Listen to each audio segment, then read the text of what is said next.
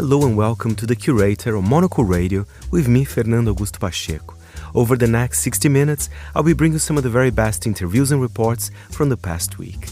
Well, this week we speak with a perfumer who blend precision with personal narratives. Because Les Fleurs is green, it's fruity, it's dewy, it's nectar-like. Sure, there is some floracy in there, but it's also citrusy and cologne-like. Plus, we hear from the editor-in-chief of Japanese influential title Popeye. I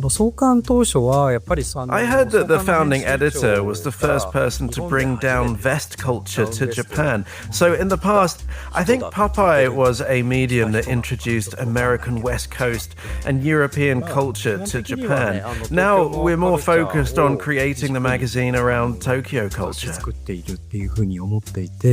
All that and much more in the next hour here on The Curator with me, Fernando Augusto Pacheco. And this week we've recorded a few shows from Zürich. Let's hear one of the highlights. We were joined in our studio in Duferstrasse by Gorana Gircic, Monocle's security correspondent, and Monocle's executive editor and former LA bureau chief, Chris Lord, to discuss how LA, which has bitter memories of 1992's widespread riots, fared with this heightened moment of security, especially as the deployment was made by Donald Trump and resisted by the city and state itself. Not only are the National Guard there, there's a curfew now in place on the streets of downtown LA right now. After 8 p.m, everybody has to be off the streets apart from emergency services, journalists and so on. It's a dark day in LA's history, really. And you referenced in your intro the LA riots of 1992, which, lots of my friends, peers I knew over there grew up through that period of the 90s when the streets of around Pico and Boulevard and these areas that were sort of the epicenter of those riots left a kind of deep scar through the middle of the city and the psyche of the place. And I think in a way what's happening here, there's a little bit of that being played out again in the view of the Trump administration. They think that they can turn this into the 1992 riots when, famously the then Republican governor of the time asked George H.W. Bush, send in the Guard because we've lost control. The reality is, of course, that despite that sort of imitation of 90s efforts from the federal government, the reality is here it's so small, these protests. I mean, I look at what's going on. We're talking about 5 streets of downtown LA have seen any protests at all. And it's pretty contained. And so I think that the theatrics of this will upset a lot of people who grew up with that and remembered what it was like in the 90s. And it's going to leave a very long tail, I would say. The wider security context, Gorana, is what? Given the fact that there are many cities around this world that, were they to have the Marines and the National Guard deployed, would find it impossible to fathom. Yet, is there a sense that the United States is slightly more accepting of sending in the military? Yeah, there are a couple of layers here, and I would just underscore what Chris has said about the localized character of these incidents now, and also just the fact that most of the protests have been peaceful, right? And we can't, go away from that fact. And, we are miles away. We are relying on a lot of reports that are coming, but of course, a lot of this is sensationalized. And I would just urge that we sort of take a step back and really kind of look at it in the context of what's going on in LA, where most of the people are actually going about their daily lives as they were, right? But then what you asked about the kind of wider security context and what this might mean in terms of law enforcement in urban settings and in general, this sort of basically the relationship between any kind of civil action and then on the other side, the various representatives of state apparatus, I would underscore again that U.S. is a bit different here and can't be as compared to other Western democracies because of a couple of things. And I think a lot of the kind of changes as a kind of inflection point go to 9/11, when actually there were a lot of laws that were passed when it comes to Homeland Security. After all, we have a Department of Homeland Security that was established as a result, which has made it easier basically for the law enforcement, for the police to start acting in a way that that you would expect military to act. And, this is now the kind of way that we have also seen that, some of the protests are controlled in a number of different waves of protests. Think about what Black Lives Matter, for instance, or what's going on here. But of course, there is an additional layer. It's not just about the militarization of police forces. It is about actually sending military officers of different kinds, right? Whether it's National Guard, whether it's Marines, to the site of the protests. And this is something that's quite exceptional. And the context, in addition to that, well, we have the Homeland Security context that Gorana's just mentioned, Chris, but the fact is that we have this highly polarized, politicized situation going on as well. So that sort of Venn diagram, when it meets in the middle, is very volatile, isn't it, Chris? Look, yes, Donald Trump has turned this into an opportunity to present himself as a law and order president. And I think it's interesting, Gorana's reference to the BLM protest, because I know that in some respects, what he wants to do here, of course, that all happened in 2020, towards the end of his rule, his last term in office, when he did lose control of many cities. And I think here he wants to again try and sort of remake the narrative a little bit and show that he can be that kind of law and order president that he presents himself to be. But at the same time, we cannot forget that Gavin Newsom, the governor of California, also is a politician, also is somebody who can see an opportunity to reframe himself somewhat. He's coming towards the end of his post as governor of the state. He has made no illusions about the fact that he wants to potentially make a run for president, potentially as soon as 2028. There is a lot going on here. He made a televised address overnight, talking about a brazen abuse of power, that the core of democracy was under threat by sending in the National Guard and the Marines. Look, I think that there is competing forces here to run this narrative. And the problem is, as Gorana mentions, the problem that you've got is that you've got war fighters being deployed in pursuit of that. And similarly, you've got then the courts being involved to try and block that. So all these elements of state apparatus, for want of a better term, are being employed on something that is still, we cannot forget, limited to literally in the hundreds of people who are turning out. Just staying with you for a moment, Chris, that idea that the politicization of this, what kind of support does the California Governor Gavin Newsom and indeed the LA Mayor Karen Bass enjoy locally that could actually enable the city itself and the region itself to dial down as much as it can? Both of these people are very, very damaged figures in the eyes of local voters. They are perceived, certainly Karen Bass, perceived to have failed on the wildfires that just a few months ago wrecked much of Los Angeles. You've got Gavin Newsom, who in the eyes of many Californians feel that he dropped the ball when it comes to the big homelessness problem that has stricken many cities up and down California over the last 5-6 years. Similarly, there is a feeling that Mayor Karen Bass, frankly, was on the ropes when this happened already. So this is an opportunity for them to push back to some extent and present themselves as of another face. We do have to clarify that, though, and remember that Donald Trump won that last election on a thumping majority. And he ran on a ticket saying that he would do mass deportations. Americans knew what they were voting for. And actually, I was just reading this morning some of the thoughts from across the country, across the US, about how they're viewing what's happening in LA. And actually, there's many mixed views. Lots of people feel unhappy and uncertain about the idea of deploying the National Guard, about militarization, all these things that we're talking about. They feel cautious and worried to see that. But at the same time, they know that Donald Trump was going to do this. They know that he was going to see it through to do these mass deportations. And therefore, the protests, frankly, aren't winning as many hearts and minds as you might think. Gorana, Donald Trump now, as Chris has just said, turning a relatively small protest into quite a significant opportunity for his agenda. But what kind of tinderbox is he playing with in the United States? Yeah, that's a really important question because, of course, this is just a continuity of what Trump has been doing. And again, echoing what Chris has just said about, Donald Trump presenting himself really as a law and order president.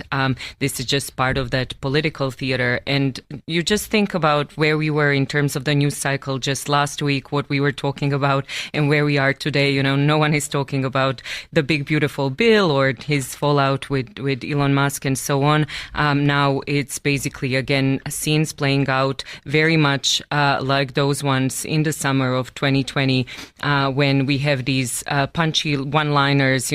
Back then it was when the looting starts, the shooting starts. Now it's when they spit, we will hit, right?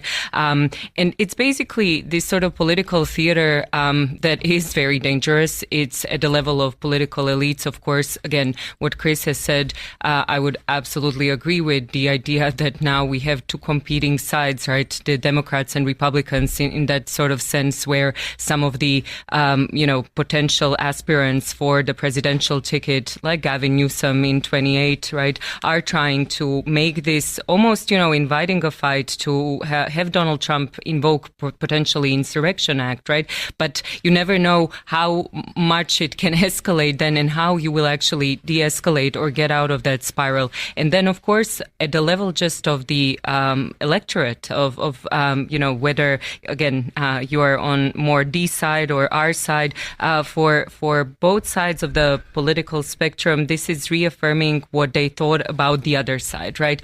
Republicans basically see what's going on in California as a state that has lost control. And I would say California element is a big one here, right? It's the richest of all the states in the United States. It has traditionally been one of these kind of bastions of progressivism, for better or for worse, right? Like there are problems there as well. And Chris has already highlighted some of those. And then for the Democrats, of course, this is yet another sort of instance of the country sliding away from being a consolidated democracy, right? Because again, in any other country around the world, if we saw some of these scenes, we would say, well, that doesn't quite look like, they have it all together, right? And basically they are trying to do things when it comes to law enforcement in a way that would maybe control the crowds or de-escalate the situation. They're actually throwing in, again, Marines, National Guard, who are not equipped necessarily to deal with these types of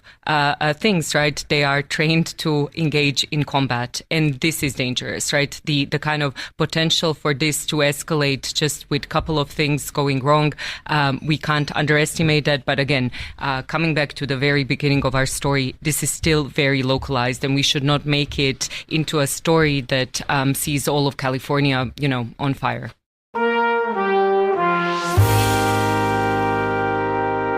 You are listening to The Curator, and I am Fernando Augusto Pacheco. And now let's hear from Andrew Mueller and his On This Day series. This time he recalls the moment when there was an actual escape from Alcatraz.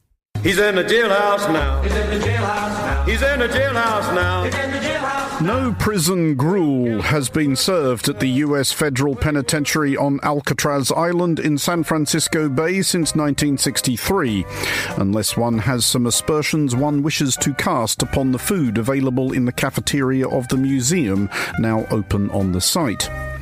But in the decades since the last inmate was transferred out of Alcatraz, the prison has continued to occupy a prominent and peculiar place in the American consciousness, not least because of the events of June 11th, 1962, and the film released about those events in 1979. Alcatraz, the Rock. No one has ever escaped from this prison.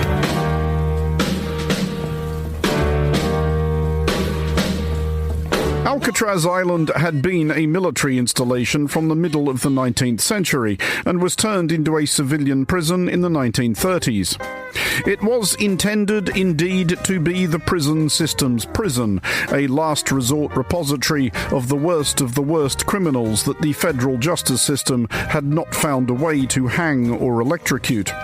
Alcatraz became especially infamous as a home for the gangsters who had terrorized and titillated America during and after the Great Depression. Arthur Doc Barker, Alvin Creepy Carpus, George Machine Gun Kelly Barnes, Al Scarface Capone himself.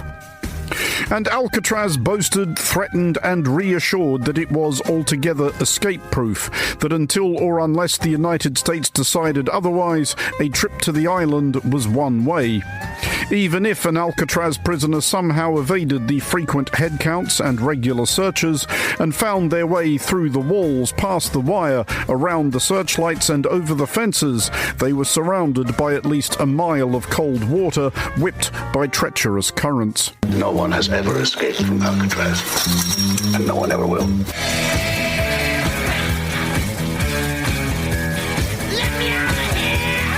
Quite a few had tried, possibly due to the fact that a lack of any other amusements on the island encouraged the sketching of ambitious decampments.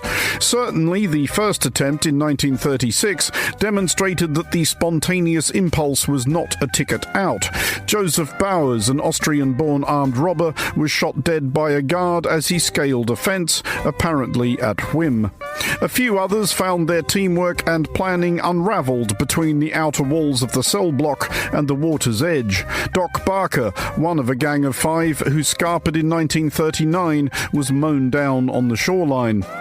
The cleverest effort may have been that of John Giles, a train robber. Detailed to the prison laundry, which cleaned military kit, he stole in increments an entire US Army uniform, in which he marched confidently aboard the boat which ferried the clothes, though his ruse was swiftly rumbled. The most brutal was the Battle of Alcatraz in 1946. It is dusk, and within the prison, a mutiny of hardened, life-term killers has become war to the death. A botched breakout turned into a 44-hour siege, ended only by the intervention of US Marines, many of whom must have believed they had stormed their last fortified island while serving in the Pacific during the previous few years.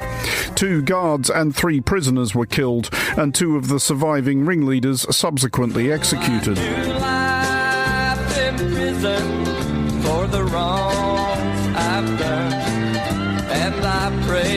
The breakout on this day 63 years ago was altogether more subtle. I may have found a way out of here. No one has ever escaped from Alcatraz. I'm in. The ringleader, played by Clint Eastwood in the film Escape from Alcatraz, was Frank Morris, a career criminal and previous escapee from at least one somewhat less challenging prison, Louisiana State Penitentiary, the grim prison farm colloquially known as Angola. At Alcatraz, Morris and 3 co-conspirators, petty thief Alan West, bank robbers John and Clarence Anglin, were patient and ingenious, working over several months. As they sawed gradually through the concrete of their cells with improvised tools, they fashioned life preservers from stolen raincoats to be inflated with a pump made from a concertina, and assembled dummy heads from papier-mâché to leave in their beds to fool wardens once they'd made their move. West was a late withdrawal, unable to fit through the hole in his cell.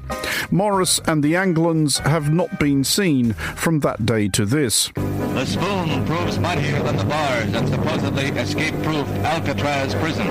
3 bank robbers serving long terms scratched their way through grills covering an air vent, climbed a drainage pipe, and disappeared from the forbidding rock in San Francisco Bay. Though the likeliest explanation is that the 3 men drowned in San Francisco Bay in the hours after setting sail in their raincoat lifeboat, a minor industry has developed since of conjecture, conspiracy, and dreadful documentaries starring resting actors staging unconvincing reconstructions. Speculation about the 3 escapees still irregularly fills a few tantalizing minutes of the evening news. A letter allegedly written by one of the escapees recently came to light. KPIX5 exclusively obtained it from a source. Evidence there which could only have been the work of literally anybody with access to pen, paper, and Wikipedia. The youngest of the Alcatraz three, if they're still with us, would be in their mid-90s now, so there is a limit to how much longer this scenario can plausibly be milked. However, future generations of ne'er-do-wells may yet be offered their chance. A recent showing of Escape from Alcatraz on South Florida PBS affiliate WLRN-TV seems to have caught the attention of one impressionable viewer who seems keen on teeing up a sequel. Moving forward with plans to reopen The Rock. 3 weeks ago, most Democrats and Bay Area politicians thought it was a joke. But now it appears President Trump was not kidding as federal prison officials wrap up a visit to Alcatraz and make plans to return. For Monocle Radio, I'm Andrew Muller. And now a highlight from The Urbanist. Dan Ibrahim is the head of Futuring and Place, a legal and general investment management. He's the visionary behind a strategy that weaves together 26 independent stores, 12 makers labs, 11 wellness studios, market stalls, a stunning co-working hub, podcast studios, and more at New Acres in Wandsworth, the first purpose-built neighborhood for independent brands. Dan Ibrahim came into the studio recently to speak with Monocle's Carlota Rebelo, and Carlota began by asking what New Acres is all about. So I joined the business 5 years ago as originally head of retail. And I'm a designer by background, not a real estate guy. And I came in to do two very key things. One was to shift our view or the culture in the business around how we approach retail and shops and the consumer-facing environments, but also to think about the space and spatially, how do we begin to future-proof that? So rewinding 5 years ago, we built out a philosophy which was basically doing a couple of things, becoming much more consumer-centric. Real estate was all about occupier, not customer. So we were really thinking about how to become much more focused on the person that walks through our doors. It was about being data orientated to really understand the behaviors of our environment, becoming partnership driven with our occupiers and making sure we weren't landlord-tenant, but actually partners within that. And then really thinking about diversification, both diversification in mix and experience, but also diversification in revenue, and really making sure that we can future-proof those assets. Fast forward 3-4 years of future-proofing town centres, we realised that that philosophy that we devised and began to pilot was really relevant broadly across the business. So 2 years ago, a year and a half ago, we launched a business called Future Places. And the Future Places team is primarily driven around placemaking. And we really believe that it's building on that philosophy, but focused on ensuring that we create really relevant, really dynamic neighbourhoods in the heart of cities. So New Acres is probably the flagship and one of the first projects that we're delivering under that umbrella. So New Acres Wandsworth is a purpose-built, build-to-rent development. It has 1,000 flats, of which 35% are affordable. It's a flagship rental development for us with a really thriving neighbourhood on the ground floor. And the neighbourhood that we're delivering is around 50,000 square foot. So that is roughly 40 shops that we're animating and one relatively large co-working space in the heart of that. Now, you have described this neighbourhood in the past as the first new-build, independent-led neighbourhood in London. How does New Acres differ from, typical mixed-use neighbourhoods then?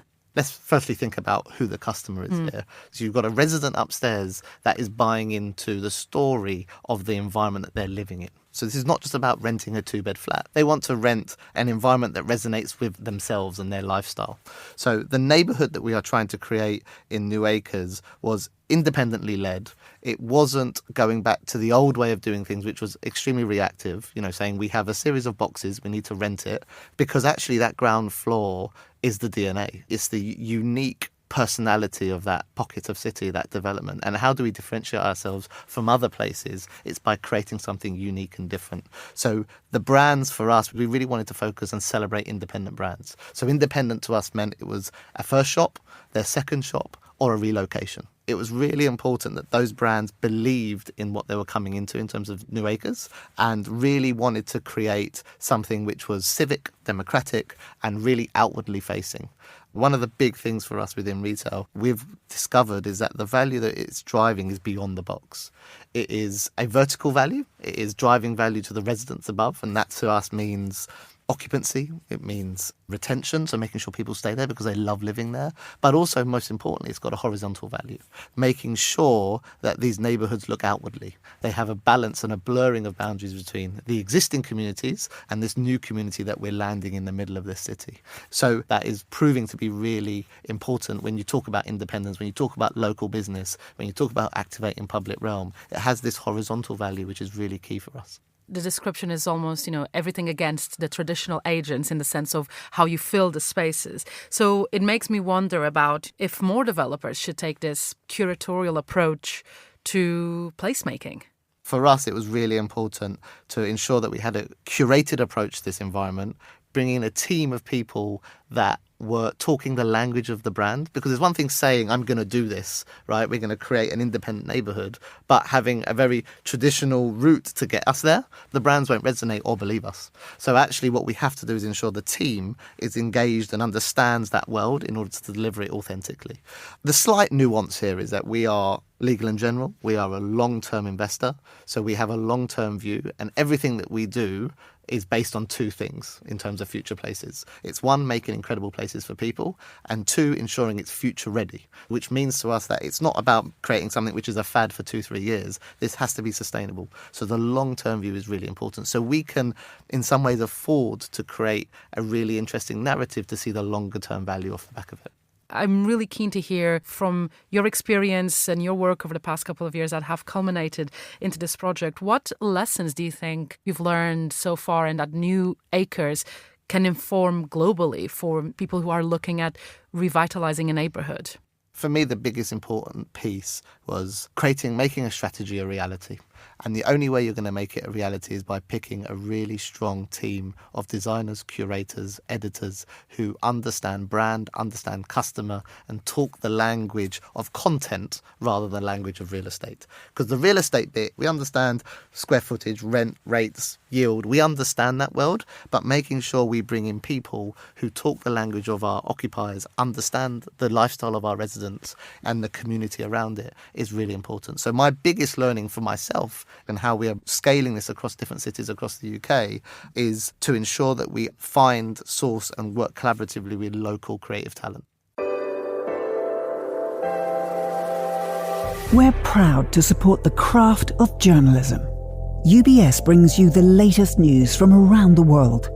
Be part of an international network that brings together leading insights, research and technology across 24 time zones and 12 key financial hubs, with you at the centre of it all. UBS. Banking is our craft.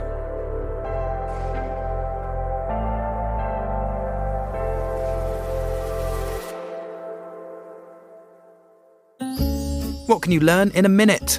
More than you think if you subscribe to Monocle's daily email newsletter. The Monocle Minute provides fresh analysis of breaking news and direct-to-your-inbox insights on everything from global affairs to entrepreneurship. On Saturdays with the weekend edition, we'll widen your horizons with wry observation, drinking and dining recommendations and must-know openings. Subscribe now at monocle.com/minute.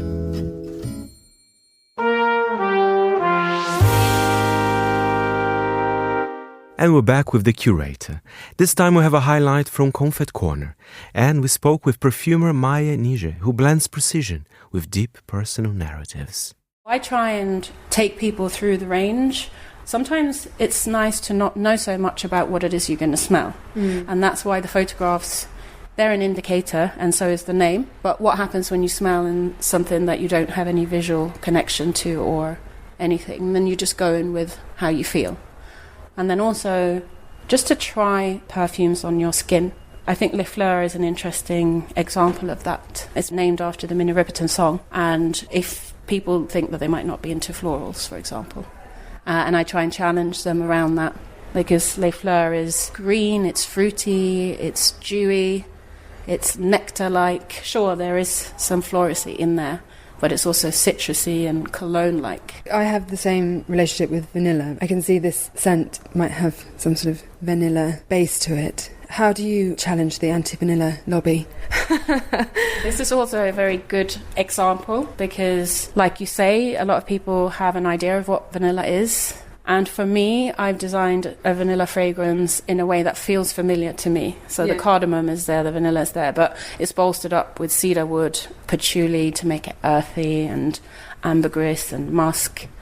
And I describe it as a gourmand, which means a sweet, edible type of perfume, but a Scandinavian one. It's funny when you add that to it because it explains like the identity around it, you know, and how it might be treated differently to, say, someone else. We all have different ideas of what that looks like and smells like. Can we have a spritz? Definitely. Who are these people in the photo? This is my uncle, Lars. It's him with his wife on their wedding day. Oh, nice. He was the hobbyist photographer in the family, so he's responsible for most of the photographs that we have. So vanille is very similar to Nordic cedar. The only difference is the vanilla note. Oh yeah. So you should be able to smell that Scandinavian forest. And yeah, it's very fresh still. I'm starting to convert. No, it's really beautiful. If you come with me over to the table, I'm going to share some materials with you that I like. I use them in my fragrances, so just to see what you think of them. Great.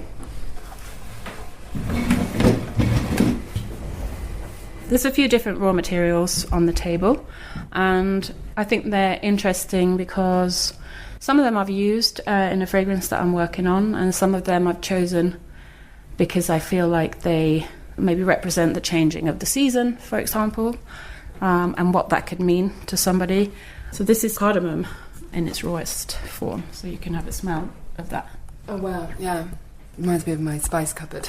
Yeah, and it's also very green, you know, it's like crushing the cardamom pods and then getting the spice, sure, but it's also almost citrusy, and it's not uncommon for people to think that when they smell Nordic cedar that it has a citrus top note, but it's all in the cardamom. Let's see what you think of that. Oh, wow, it's really green and kind of like rooty. This is a frankincense. Oh, yeah. Yeah. Yeah. I've never smelled that on its own. Yeah. So this is, you know, the resin that... Yeah, exactly. It's the incense. It has green elements to it. It can be quite sticky, and to me it smells resinous, but I don't know if that means a lot to someone because I guess there's many resins out there. The smell of the resin makes me think of growing up in Sweden. We would always be poking the trees, you know, and that's my earliest memory of it. But then also I wouldn't have been around frankincense burnt in the church, for example, because I didn't spend much time in Catholic church, whereas to other people their childhood might be really like reminiscent of that smell. That's cultural as well, isn't it? So. And what are the other more unusual scents that you think are actually really key to your own métier, your own philosophy? Well, I've got modification here of something that I'm working on, and this is a fragrance that will come out later this year. It's based on the Gambia. I have a fragrance already which is based on the Gambia, and it's a really tropical, fruity, coconutty fragrance.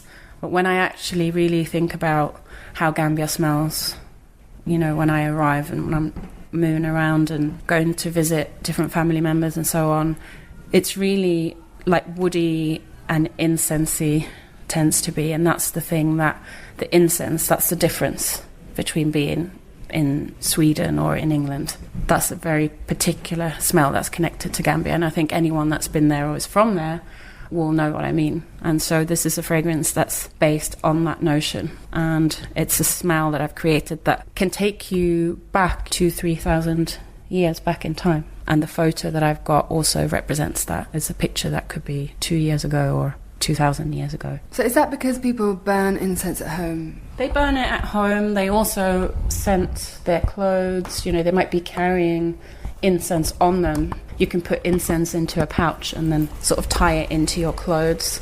Many cultures will have incense burning, and then they'll have fabric that moves through it. You know, it's the earliest form of perfumery, really, and very much ingrained in people's cultures today. It's really interesting to think about what you're drawn to is an instinct, but it's also, as you illustrate so well here, it's all about biography and narrative and building your knowledge as well.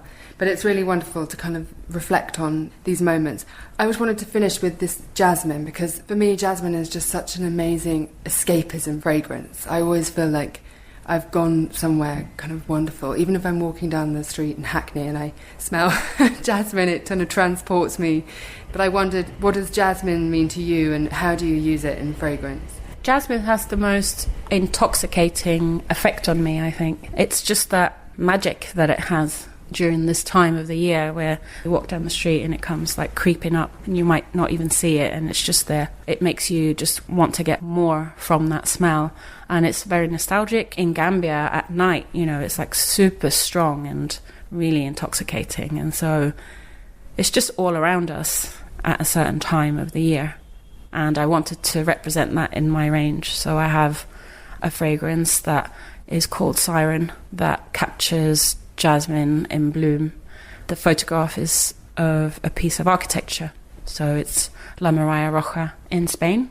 Ricardo Bofill is the architect, and surrounding that building you've got jasmine, and it's by the sea. Yeah, it's Mediterranean, it's kind of really colourful, it's just beautiful. So I felt when I went there that it definitely needed to be captured into a bottle. To Japan now. Japan is known as a country that creates advanced mobility technologies that make travel faster and more convenient, from bullet trains to its automotive industry.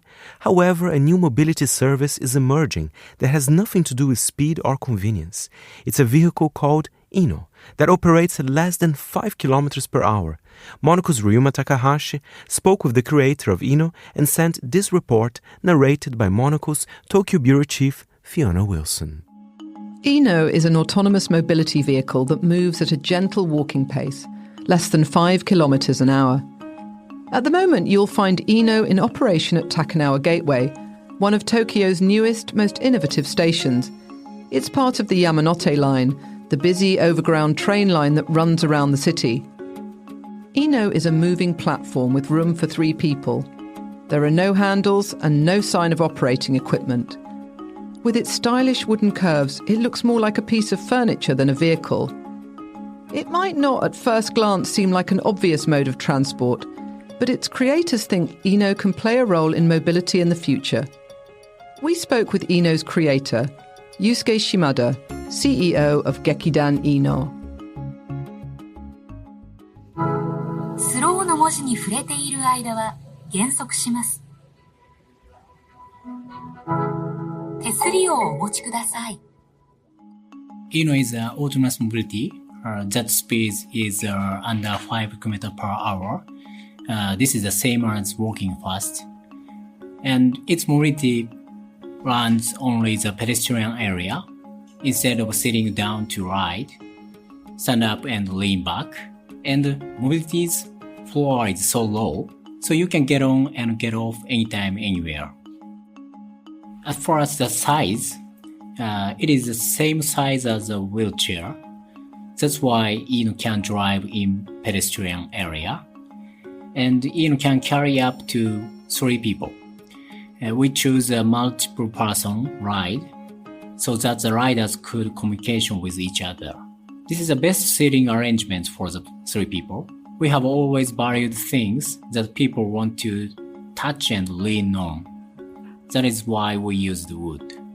This next-generation vehicle was inspired by scenes you might see every day in Japan. After work, I came up with the idea of free ride mobility. So the idea was originated with a garbage truck. Garbage truck stop. Staff can get on and get off easily.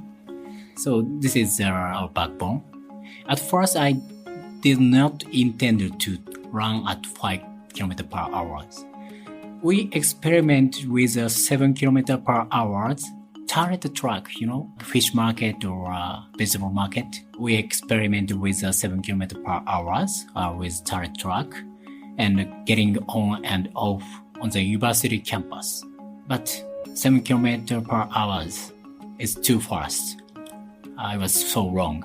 Nobody can get on and off. Ino has no fixed routes. It takes passengers on spontaneous journeys, deciding its own path as it goes. Unlike buses or trains, it's not designed for travelling between destinations. So what is Ino's purpose as a mobility vehicle? we envision Ino as a creature-like existence. So creature inhabits the city. And the creature knows the charm of the place better than anyone else. So people come to the city, sometimes ride on the back of the creature to explore and get information about the city. It's our purpose. A ride on Ino is less about reaching a specific point and more about the journey itself, about how we look at the city and how we communicate with our fellow passengers. Shimada shared with us his vision for urban mobility, a future that he wants to create together with Ino.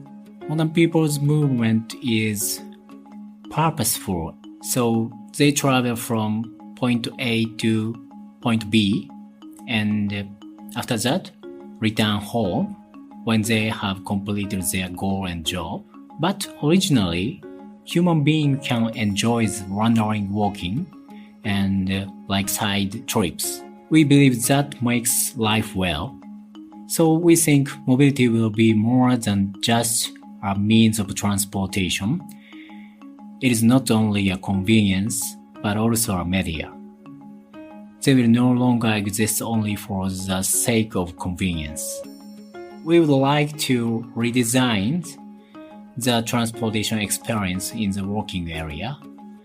For example, by introducing walking speed automated mobility like ours, many drop-off points will be created and the entire area will be activated.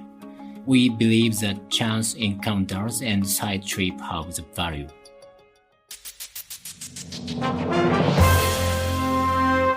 And, of course, we always have a highlight of the menu here on The Curator because we're very hungry. This time we get a taste of juicy spot prawns in Vancouver.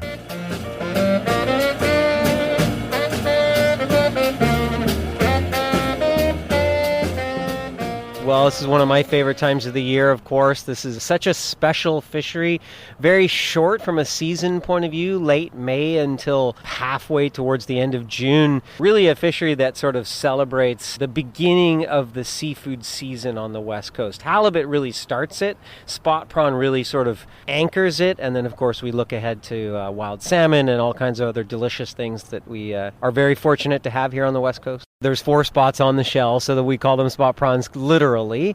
They are one of our iconic fisheries. They were a fishery that was almost exclusively exported for decades, and we really wanted to highlight the fishery and get it in the hands of chefs in local restaurants and for us to be able to focus on this delicious thing and put it in the bellies of our consumers, and then hopefully they would go looking for it and supporting the fishers by paying a fair price for their catch. It's our wild environment that we get to celebrate here on the west coast of Canada. We really do have one of the cleanest, healthiest oceans around. Our fishers are being incredibly proactive and responsible about how they're harvesting them, where they're harvesting them. And I mean, it's Mother Nature that does all the work, to be honest. And then we just treat it as simply as possible.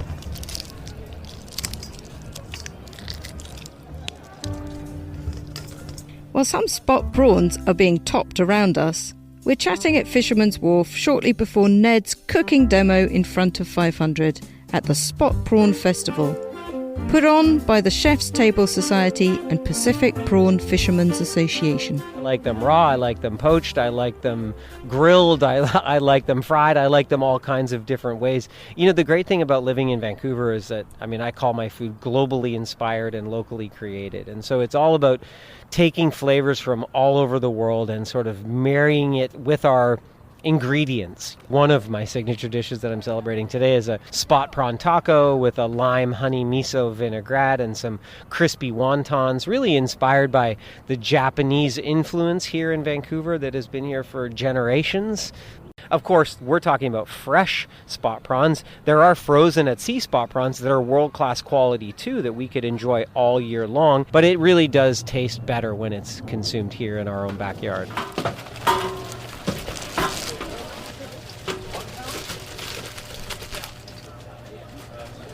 Judging by the lineups at the boats, locals clearly agree.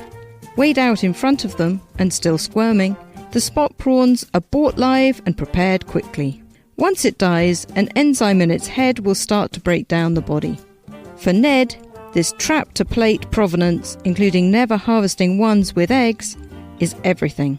We happen to be surrounded by 3 oceans in Canada, the Atlantic, the Arctic, the Pacific. But really, I think of it as one ocean. We do a lot of damage to what happens out there. We harvest a lot of things that we might not be harvesting all that well. And in North America specifically, we really only eat 4 species of fish. Something white, halibut or cod, something pink, some sort of salmon or trout, something red, some sort of tuna. And by far the most consumed seafood in North America is shrimp, often farmed, often somewhere else. And so for me as a chef, obviously, I want to know where my ingredients come from. Not only that, I want to know who's harvesting them, the artisan behind it. And truthfully, they're the ones that are responsible for the delicious. I just get to accent it and make it a little bit more tasty. I love work with purpose, and I feel as though sustainability, when it comes to the seafood that we consume or harvest, we need to have a purpose for why we've chosen that thing. If there is a purpose, there's a thread, there's a chain of custody back to the grower, the maker, the artisan, the fisher, the farmer, to us as the chef, and then to the consumer. Then that square is circled. I always want to put my boots on the boat and on the ground of where my food comes from, because I get to actually see them work. I can appreciate the work and the thing that they are growing or fishing or harvesting. I feel that's important, and I feel that as a chef that is part of my job.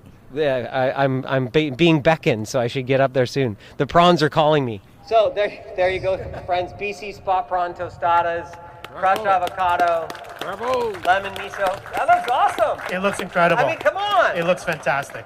For Monocle, in Vancouver, I'm Lucy Hislop. And finally, we welcome back to the show Ryuma Takahashi from our Tokyo office, and I was so excited for this one. He did an interview for my show The Stack with the editor-in-chief of Popeye magazine, the iconic menswear title from Japan. Let's hear from their editor Yuji Mashida. Popeye has been leading Japan and Tokyo fashion and culture scene from the perspective of young city boy for almost 50 years. I think because they share the same viewpoint with them, they've been able to sensitively capture Tokyo's constantly changing fashion culture scene. The September 2024 issue introduced Japan's current authentic vintage clothing scene with the title Digging Secondhand Finds. How does Popeye's editor-in-chief view Japan's recent fashion scene? I think fashion trends in Japan recently have become harder to grasp. I think there are fewer people into trad-style fashion compared to 10 years ago.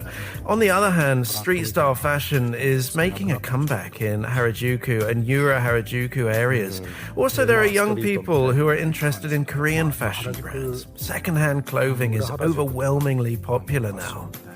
But as those clear single trends are disappearing now, how to capture trends is quite a difficult problem.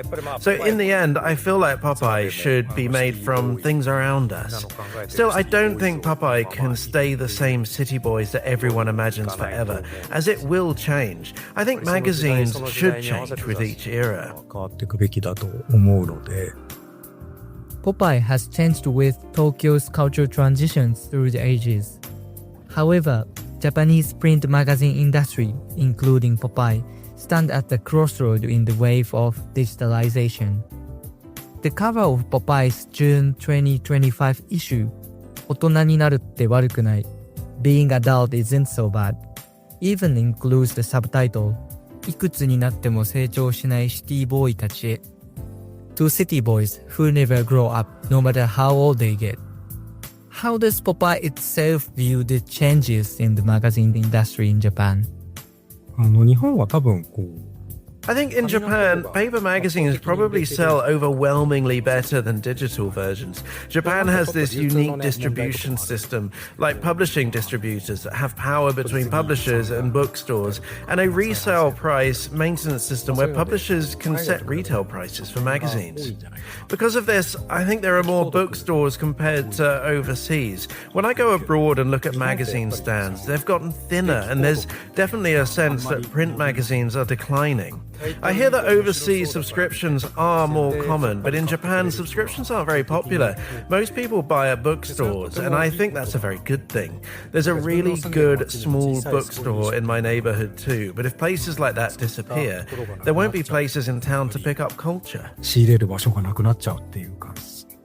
On the other hand, Machida-san says he doesn't think about the future of magazines, and even says it's nonsense to think about it 10 years from now. If technology for computers and smartphones advances and apps come out that let you read magazine content in more enjoyable or convenient ways, things might change. I'm thinking of adapting as we go. There might be environmental issues, but I kind of want people to read magazines and throw them away more. It might be nice for people to keep them in their rooms, but I really want them to be more accessible. On these production sides too, I want to make it a magazine where we can casually include what we think, what we consider, and what we want to convey.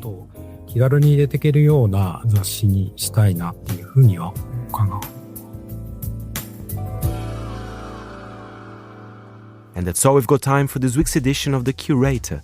The show was produced by San Impi and presented by me, Fernando Augusto Pacheco. Join us again next week, and thank you for listening.